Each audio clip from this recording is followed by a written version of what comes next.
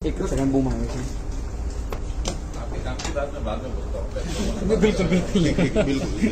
मतलब मुझे यही बताया गया जो इसके वाले लोग हैं काफी देर संजय भाई इंतजार कर रहे थे, तो मैं सोचा आपसे सलाम दुआ करते चले जाए।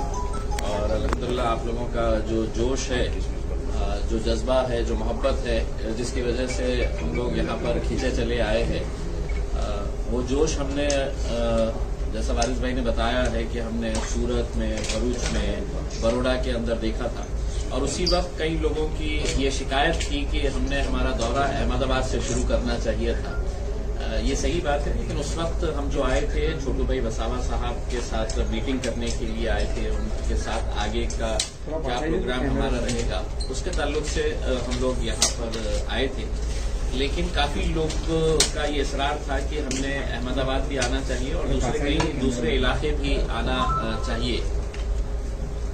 तो आज हम यहाँ पर आए हैं, 1-2 दिन हम यहाँ पर रहेंगे और इतने सारे लोगों से हम मिल सकते हैं, उन लोगों से मिलेंगे, उनके साथ बातचीत करेंगे, उनके साथ चर्चा करेंगे, चाहे फिर वो एक इंटेलेक्चुअल क्लास हो, प्रोफेशनल्स हो, डॉक्टर्स हो, वकील हो, इंजीनियर्स हो, अलग अलग तरह के जितने भी प्रोफेशनल्स रहेंगे, उलमाए इकराम के साथ हम मुलाकात करना चाहेंगे, उनकी दुआएं हम हासिल करना चाहेंगे, क्योंकि उनकी दुआओं के बगैर हम नहीं समझते हैं कि हमारा सफर पूरा होगा। तो उन लोगों से भी मुलाकात करेंगे जो अलग अलग पॉलिटिकल पार्टीज के लोग हैं, उन लोगों से बातचीत करेंगे, उन लोगों से मुलाकात करेंगे। कई ऐसे हमारे को पॉलिटिशियंस मिले हैं जो मजलिस में आने के ख्वाहिशमंद है। यकीनन हमारी ख्वाहिश यही रहेगी कि मजलिस के साथ ज्यादा से ज्यादा लोग जुड़े। हमारी ख्वाहिश रहेगी कि अच्छी छवि के लोगों को हम साथ में लें और साथ में लेकर पार्टी को यहाँ पर मजबूत करें। यही एक मिशन के तौर के ऊपर हम यहाँ पर आए हुए हैं। और यकीनन हमको पूरा इस बात का यकीन हो चला है। और मैं जाती तौर के ऊपर आपको ये बताऊं कि मैंने बिहार गया हूं, मैं उत्तर प्रदेश गया हूं, महाराष्ट्र में गया हूं, लेकिन पता नहीं है गुजरात की सरजमीन के अंदर जो मोहब्बत देखने को मिल रही है, जो जोश देखने को मिल रहा है, वो हमारा हौसला और बुलंद कर रहा है। पार्टी के ताल्लुक से चूंकि हमारे पास यहाँ पर ऑर्गेनाइजेशन सेटअप नहीं था, चाहने वालों की तादाद कम ऐसा नहीं है, बेहिसाब चाहने वाले लोग हैं अल्हम्दुलिल्लाह। लेकिन ये है कि जब आप किसी राज्य में जाते हैं तो आपको ऑर्गेनाइजेशन सेटअप होना बहुत जरूरी है। हम तो यहाँ पर मेहमान की तरह आए हैं, 1 दिन 2 दिन गुजारेंगे और यहाँ से चले जाएंगे, लेकिन यहाँ पर एक अच्छी बॉडी हमको एस्टेब्लिश करना बहुत जरूरी है। हम यहाँ पर जब लोगों से मिलेंगे, लोगों से बातचीत करेंगे, तो हम लोगों की राय जानना चाहेंगे कि गुजरात के अंदर जिम्मेदारियां अगर किसी को दी जाए तो किसको दी जाए करके। ये है कि ख्वाहिशमंद बहुत सारे लोग होते हैं, लेकिन ये है कि वही पार्टी तरक्की करती है जो अपने कायद के फैसले को लब्बैक कह के आगे बढ़ती है। तो हम यही चाहेंगे कि पार्टी का जो भी फैसला रहेगा वो असद साहब अपने तौर के ऊपर डिक्लेयर करेंगे। जैसे ही हम यहाँ पर आए गुजरात के अंदर तो कई सारे लोग फोन करना शुरू कर डाले कि आप इसके करीब क्यों गए, इसके पास क्यों गए हैं, ये है। देखिए, हमारे दरवाजे हर एक के लिए खुले हैं। एक सियासी पार्टी है हम, और सियासी पार्टी में हर तरह के लोग रहते हैं, आते हैं, जुड़ते हैं। जैसे जैसे ये सफर आगे बढ़ेगा तो हमको भी समझ में आएगा कि यहाँ पर मजलिस को चाहने वाले कौन है। ये जमात जो है ये महज एक सियासी जमात है, ऐसी बात नहीं है। मजलिस को लोगों का देखने का एक नजरिया, मैं जब यहाँ पर देखा कि अहमदाबाद में ही वो बड़ा पतंग बनाया गया था, कोई एक साहब उसके ऊपर जिस तरह से वो उनकी खुशी वो जाहिर कर रहे थे उस पतंग को बड़ा पतंग बनाकर, तो इस बात को दर्शाता है कि यहाँ के लोगों के अंदर कितना जोश और जज्बा भरा हुआ है। इंशाल्लाह आगे बढ़ाएंगे। आप लोगों का ही साथ चाहिए, आप लोगों की ही दुआएं चाहिए, आप लोगों की ही ताकत चाहिए, और यकीनन हम मजलिस को यहाँ पर बहुत मजबूत करने के इरादे से आए इंशाल्लाह। आज जो मीटिंग हुई काफी चर्चा हुई, आज साबिर भाई भी आपके साथ जुड़े हैं, क्या क्या मुद्दों पे चर्चा हुई और आगे क्या एजेंडा रहेगा? देखिए, हम जैसा मैं ये बताया हूं कि साबिर भाई ही नहीं, बहुत सारे और भी लोगों से हम अगले 2 दिनों तक चर्चा करने वाले हैं। बेसिकली हम चूंकि हम पहली मर्तबा यहाँ पर आए हैं, हमको इस बात का यकीन है कि गुजरात की आवाम ने ये तय करा है कि अब मजलिस यहाँ पर आएंगी और हम पूरी ताकत के साथ, शिद्दत के साथ मजलिस के साथ खड़े रहेंगे। दूसरे ये हमने भाप लिया है। लेकिन ये है, जैसा मैंने आपको बताया है कि अब आने वाला चुनाव है, महानगर पालिका का, लोकल बॉडीज इलेक्शन अभी डिक्लेयर होने वाले हैं। हमारे पास वक्त बहुत कम है। जब तक हम लोगों के साथ चर्चा नहीं करेंगे, बातचीत नहीं करेंगे कि यहाँ के मुद्दे क्या है, कहाँ कहाँ पर हम जा सकते हैं, इलेक्शन लड़ सकते हैं। एक बात यह है कि अगर हम पूरे गुजरात के अंदर इलेक्शन लड़ने की बात करें तो हर एक की ख्वाहिश ये होती है कि साहब असद साहब हमको दे दीजिएगा एक सफा के लिए। जो अभी फिलहाल के तौर के ऊपर हमको ऐसा लगता है कि थोड़ा सा मुश्किल इस वजह से जा रहा है कि हमारे पास पश्चिम बंगाल का इलेक्शन है, मेरे खुद के कॉन्स्टिट्यूएंसी औरंगाबाद के इलेक्शंस भी मेरे हिसाब से आप ही लोगों के साथ में आ सकते हैं। तो बहुत सारी चीजों को हम लोग चर्चा के तहत अब ये डिसाइड करेंगे कि कहाँ कहाँ हमें इनिशियल फेज के अंदर जाना है। शो हो सकता है कि हम इनिशियल तौर के ऊपर हर जगह नहीं पहुंच सके, लेकिन ये तो तय है कि हम बहुत लंबी रेस के घोड़े हैं, अभी तो मैदान में उतरे हैं, इंशाल्लाह आगे। अहमदाबाद म्यूनिसिपल कॉर्पोरेशन में आप लड़ने वाले हैं, कितने कैंडिडेट आपके खड़े रहेंगे और क्या तैयारियां हैं? देखिए, ये अभी कहना बहुत मुश्किल है। अभी तो हम सिर्फ इतना कहना चाहेंगे कि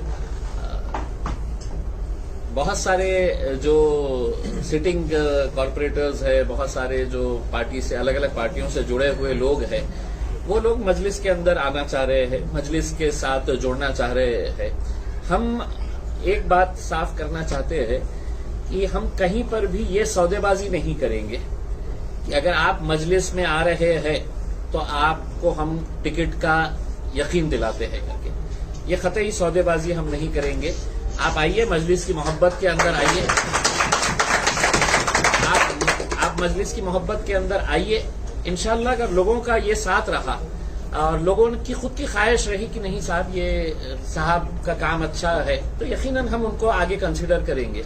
लेकिन ये इस तरह के अगर ये कर डाले कि नहीं साहब दूसरी पार्टी से जो आ रहे हैं, हमारी तो ख्वाहिश यही रहती है कि जो मजलिस का सच्चा चाहने वाला है हम उसको आगे बढ़ाएं।